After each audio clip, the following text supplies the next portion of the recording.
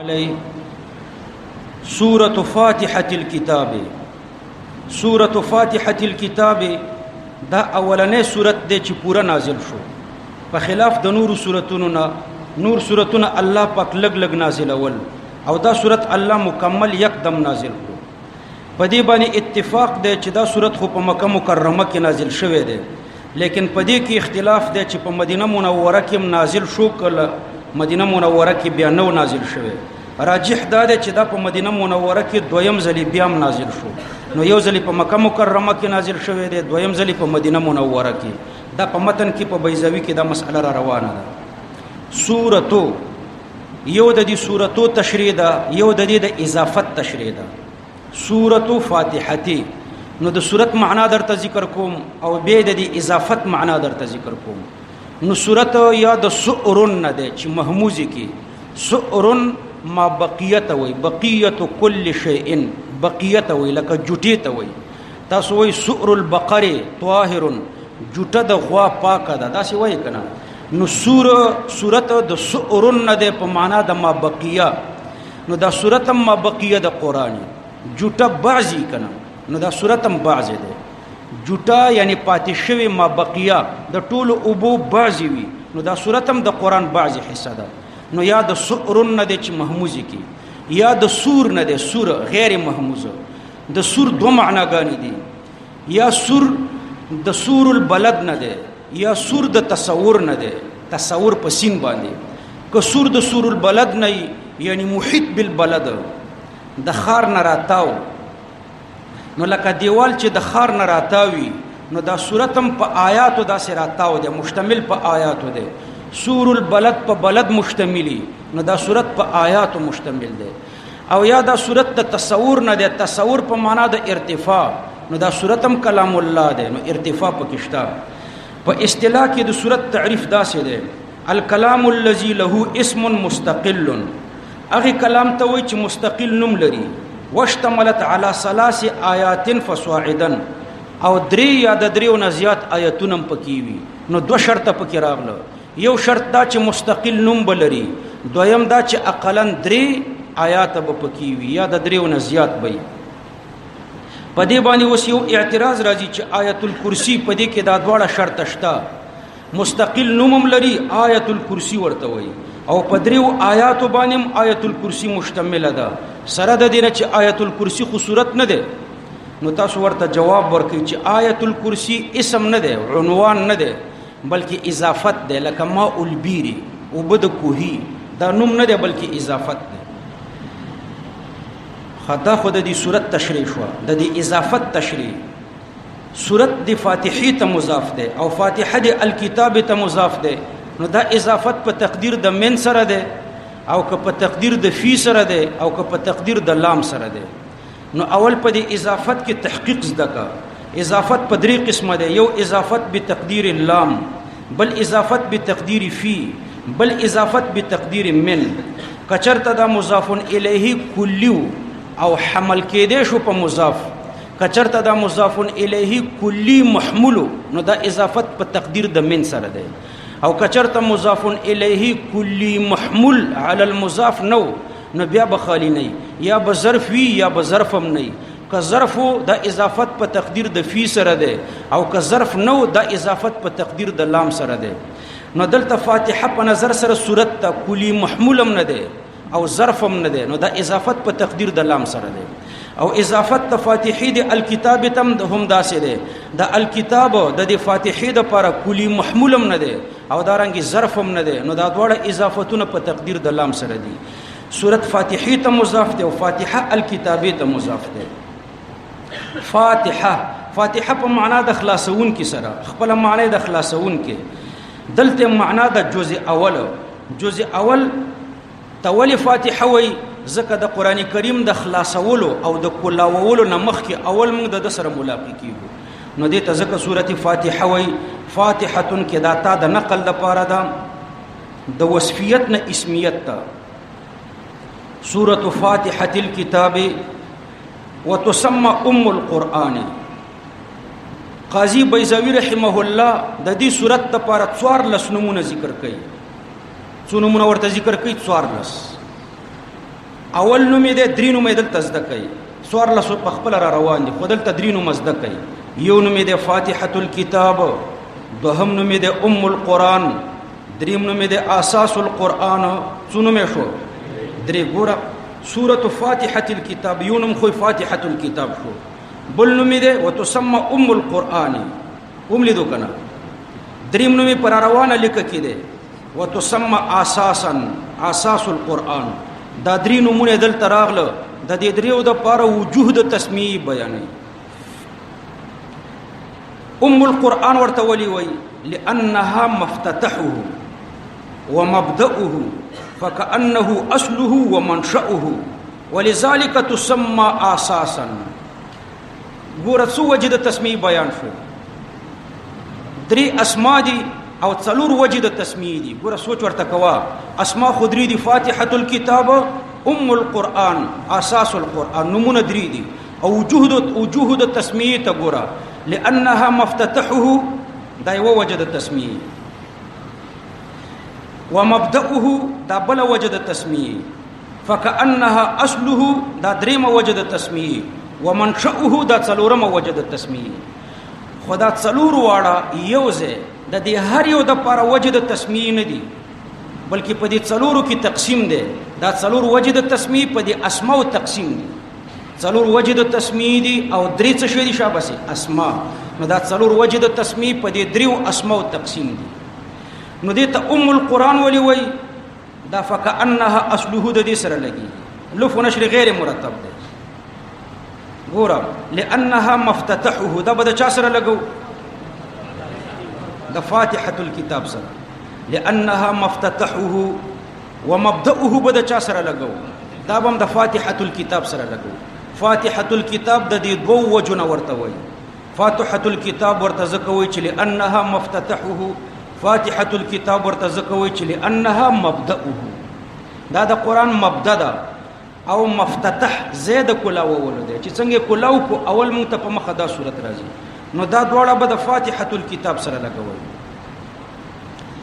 فكأنها اصله دا به چا سره لګوي د القرآن سره القرآن ورته ځکوي چې دا صورت د ټول قرآن د لپاره اصل ده او ومنشأه به چا سره لګوي د اساس القرآن سره لف نشر غیر مرتب نشو بلکې مرتب شو مخکې ز سهو شو لف نشر مرتب شو لانها مفتتحه ومبدأه لدي وجن ورته فاتحه الكتاب وي فكأنها اصله لدي وجن ورته القرآن وي ومنشأه لدي وجن ورته شابسي اساس القرآن وي اوس معترض اعتراض کی چې منشأ د بل چا د لپاره مصدر یو منشأ د بل مصدر ده نو سوره فاتحه خو دا د قرآن د لپاره مصدر نه ده نو منشأ به څنګه تاسو ورته جواب ورکړئ چې سوره فاتحه حقيقي منشأ نه ده بلکې کل منشأ ده كأنها اصله ومنشأه ویل دي تر دې پورې دا عبارت ختم شو او لانها تشتمل على ما فيه من الثناء غرض د قاضي بیزاوی دلته د القرآن د لپاره دویمه وجه د تسمیه بیانې القرآن ورته ولي وي نو ګوره تفصیلی په خارج کې زده کړ بل وجه د تسمیه او وجه د تسمیه خو دا و چې كأنها اصله بل وجه د تسمیه دا ده چې دې ته القرآن د دې وجه نه وي چې غټ مقاصد په قران کریم کې څلور دي یو ثنا بل التعبد بامره ونهيه تعبد د الله په اوامر او د الله په نواهی یعنی د الله د اوامر او د نواهی منل یو ثنا شو بل التعبد بامره ونهيه شو بل بیان د وعد ده څلورم بیان د وعید ده غټ مقاصد د قران څو دي غټ مضامین څلور ثنا التعبد بامره ونهيه شابه دریم بیان الوعد څلورم شابه بیان الوعید دا څلور غټ مقاصد دي اوس زمینی دا خبره وکړه چې دا څلور غټ مقاصد ولې دي دا څلور غټ مقاصد د دی وجنه دي چې اصل مقصد د قران کریم نه معرفت د مبدأ او د معاد ده نو په دې اولو دوړو معرفت د مبدأ راځي په دې ورسته دوړو معرفت د معاد راځي نو ځکه دا غټ مقاصد شو دي څلورو ته غټ مقاصد ولي وایو ځکه اصلي مقصد معرفت المبدأ او معرفت المعاد ده نو ثنا او تعبد په دې معرفت ته مبدی راځي او په وحد او په وحید معرفت د معاد راځي. خلاصه دا چې د قران کریم غټه مضامین دا څلور دي او سوره فاتحه په دې څلور واړو مشتمله ده. ګوره تر مالک یوم الدین پورې سنا ده، اول مضمون تر مالک یوم الدین پورې ده.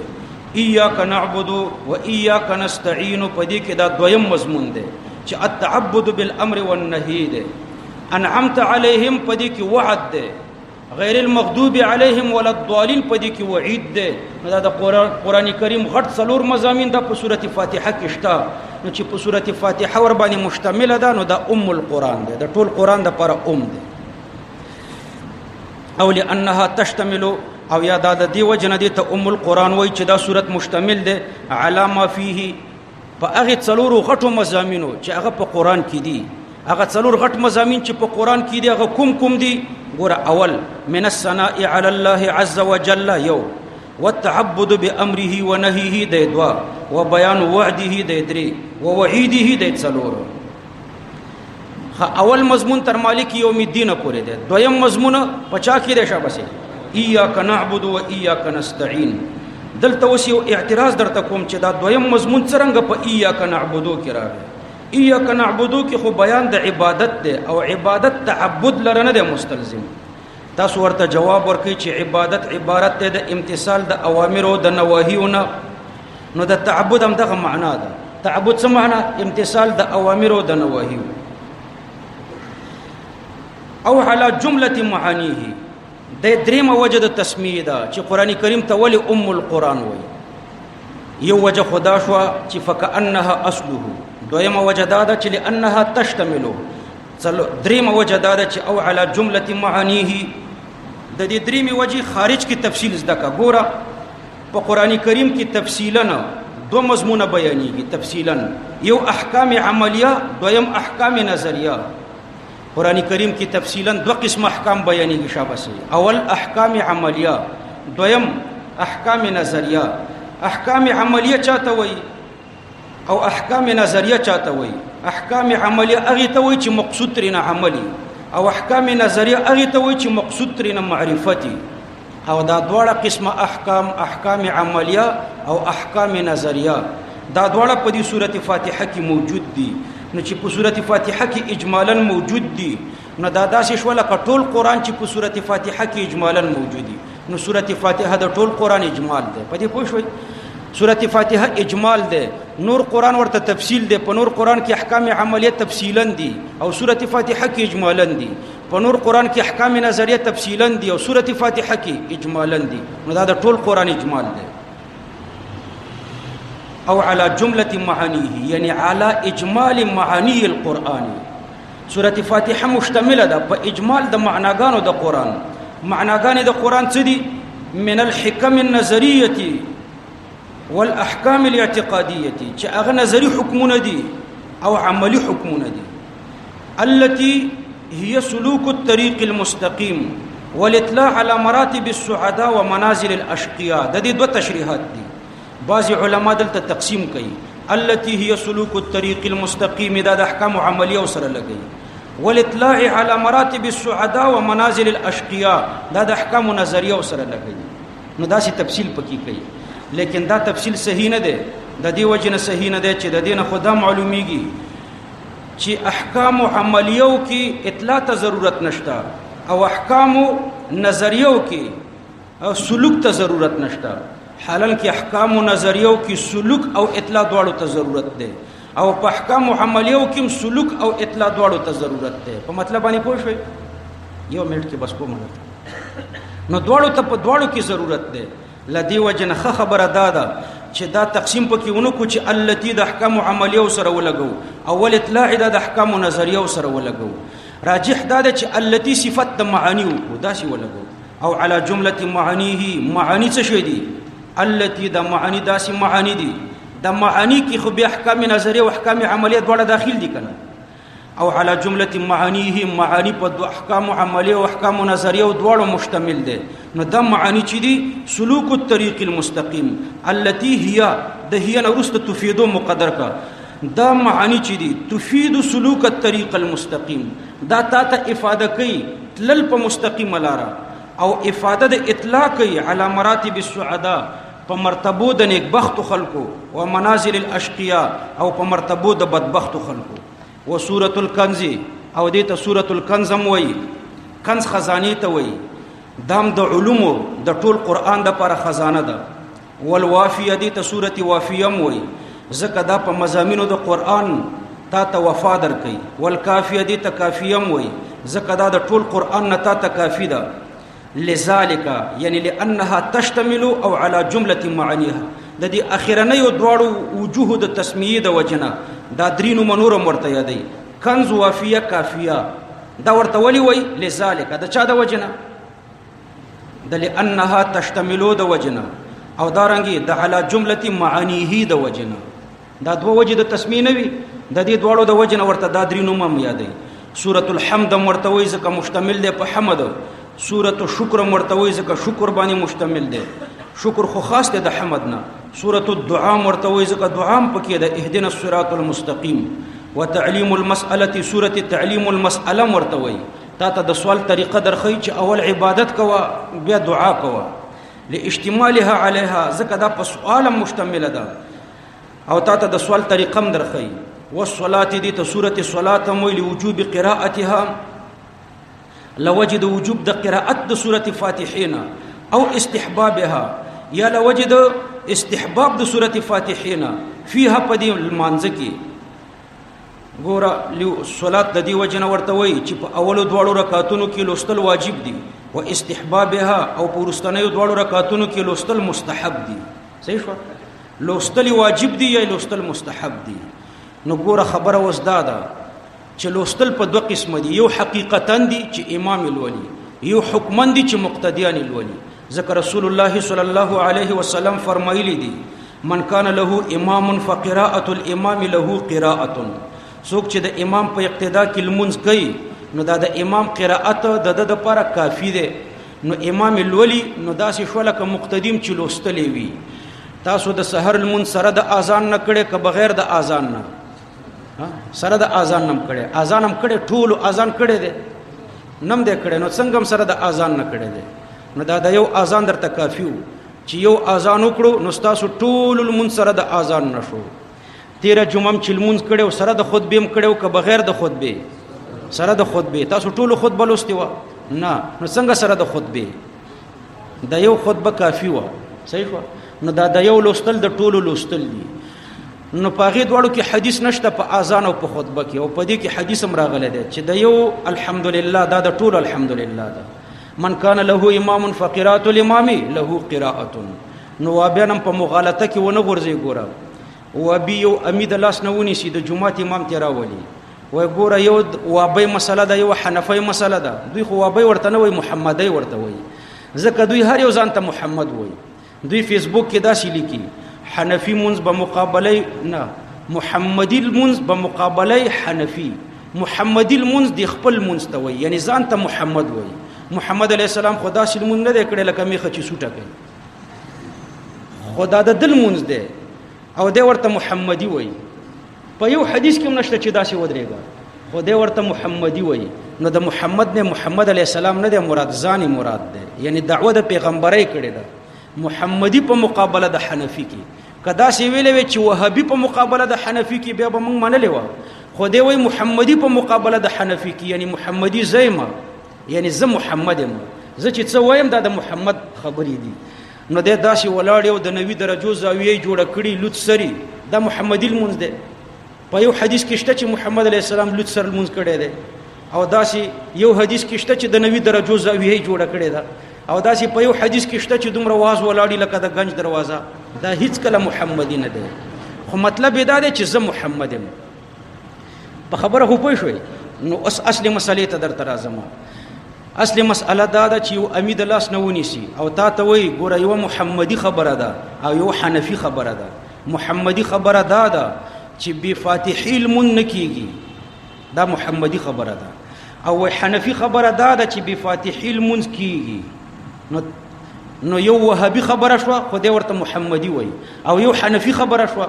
نو وهابي خبره کومه یوه شوه چې بفاتحي المنځ نه کېږي، او حنفي خبره کومه شوه چې بفاتحه المنز کیږي وای راځه چې مولا ته ورشو زبم د خپل خبره د پر حدیث پیش کما لا صلاه لمن لم يقرأ بفاتحه الكتاب دې کې راغله چې بفاتحه المنز نه کیږي زتم حدیث پیش کړه د حنفي خبره چې بفاتحه المنز کیږي کوم حدیث کې راغلی چې بفاتحه المنز کیږي نو دا مغالطه ده تب ورته وای چې غلطه خبر دی وکړه یو خو دی غلطه دا وکړه چې دی اولی خبره ته دی محمدي ویلي حالان کې دا وهابي خبره ده پوه شئ دویمه دا ده چې دی دویمه خبره ته دی حنفي ویلي دا حنفي خبره نه ده احناف چرته ویلي چې بفاتحه المنز کی رواړه او شروط صلات نه تر فتاوی شامی پوری کم ځای کې دي چې بفاتحه المنز کیږي دا خبره نشته په حنفیت کې حنفیت کې خبره دا ده چې فاتحه واجب ده به واجب المنز کیږي نه فاتحه واجب ده به واجب چرته المنز کیږي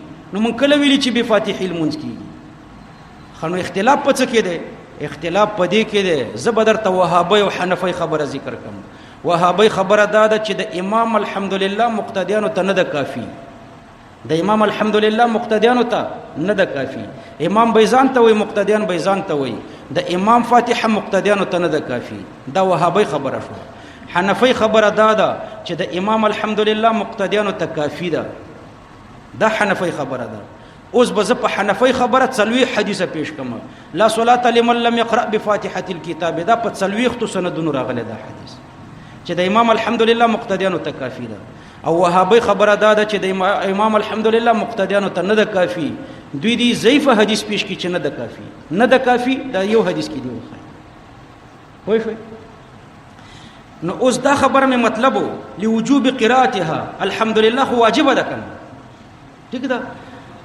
په امامم واجب ده په مقتدیم واجب ده او په منفردم واجب ده منفرد بهم لولي حقیقتا امام بهم لولي حقیقتا او مقتدیانو ته امام لسته ده د امام الحمدلله مقتدیانو ته کافی ده نو درې وړو په ما هو الواجب اتیان کړي ده واجب تر نه دی فوت شي وهابي خبره ده چې د امام الحمدلله مقتدیانو ته نه ده کافی نو دوی د په داسې حدیث پیش کی دعوه غلطه لګي ځکه بیا د حدیث نه غلطه مطالبه د حدیث کوي او بیا درته وایي چې حدیث در سره نشته دا خبره په هدايه کې ګور نشته خچ به فاتحه المنز کیږي بلکې هدايه کې داسې دي ولا يقرأها المأموم مقتدی دی نه لولي او په بعضی کتابو کې داسې چې ويكفيه قراءه الامام مقتدیانو ته د امام قراءت کافی دی داسې پکې نشته چې به فاتحه المنز کیږي نو دا داسې مسله چې نشته نو د دې مسلې د حدیث مطالبه غلطه ده والشافعيه دي ته سوره الشافعيه وي والشفاء دي ته سوره الشفاء وي لقوله صلى الله عليه وسلم ذكر رسول الله صلى الله عليه وسلم فرمایلی دي